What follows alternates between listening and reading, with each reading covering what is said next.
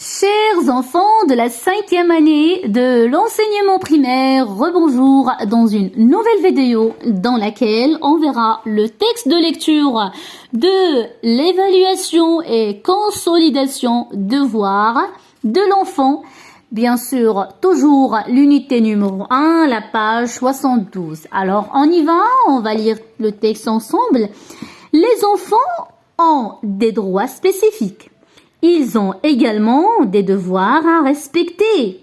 Parmi ces devoirs, il y a l'obéissance aux parents ou aux tuteurs, le respect des autres, le respect des règles de vie communes, ce que soit à l'école ou ailleurs, le travail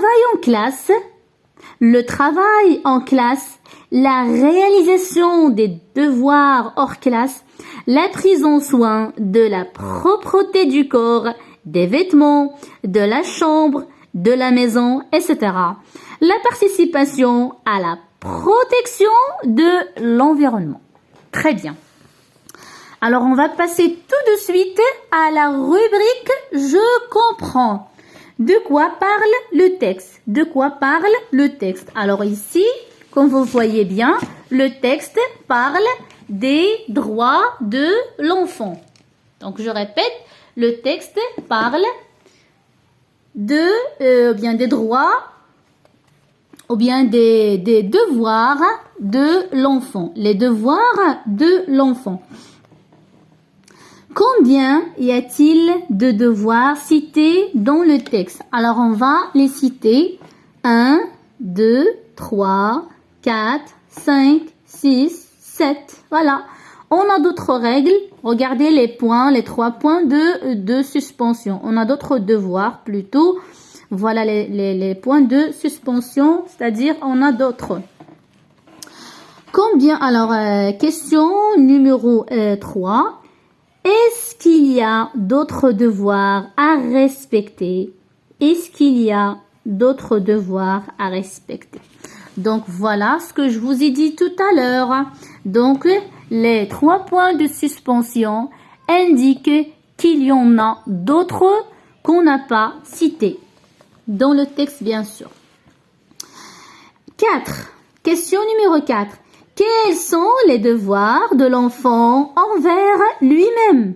Quels sont les devoirs de l'enfant envers lui-même? C'est-à-dire, qu'est-ce qu'il doit pour lui-même? Quels sont les devoirs pour lui-même? Alors voilà, regardez ici. Donc, la prise en soin de la propreté du corps, des vêtements, de la chambre, de la maison. Donc ça, c'est envers lui-même. D'accord? La question numéro 5. Quel est le devoir de l'enfant envers ses parents? Alors voilà.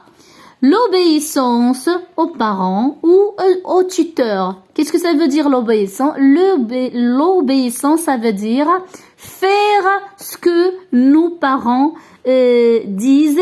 D'accord? Il faut respecter les ordres des parents, bien entendu. La question numéro 6. Quels sont les devoirs de l'enfant envers les autres?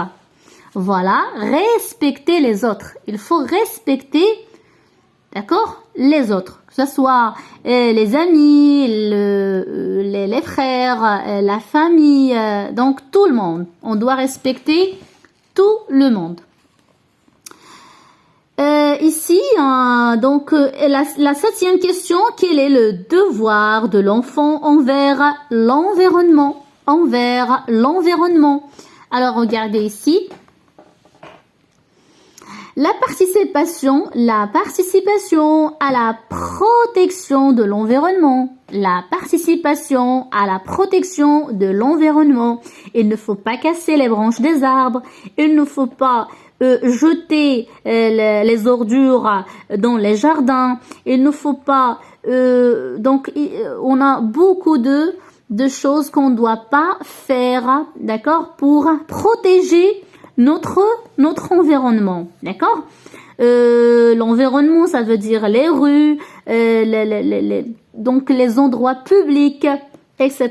Donc, on doit veiller à protéger notre environnement. Alors ici, la dernière question, la 8e question. Quel est le type de ce texte? Justifie ta réponse. Justifie ta réponse. Alors ici, bien entendu, on a un texte injonctif parce qu'il nous donne des conseils, d'accord? Elle est plein de conseils à suivre, d'accord? Et ces conseils, ils sont adressés aux enfants, d'accord? Ils sont adressés aux enfants. Alors, on passe tout de suite à la rubrique « J'améliore ma prononciation ». Spécifique, spécifique, l'obéissance, l'obéissance, l'obéissance, les tuteurs, le respect des autres, le respect des autres, ailleurs, ailleurs, des devoirs d'hors classe, des devoirs d'hors classe, la prise en soin, l'environnement, l'environnement. Très bien. Alors voilà, jusqu'ici, on a terminé notre évaluation et consolidation concernant le texte Devoir de l'enfant. Je vous dis, chers apprenants, chers élèves, chers enfants, merci pour votre attention. Je vous souhaite bonne continuation. Au revoir et à bientôt.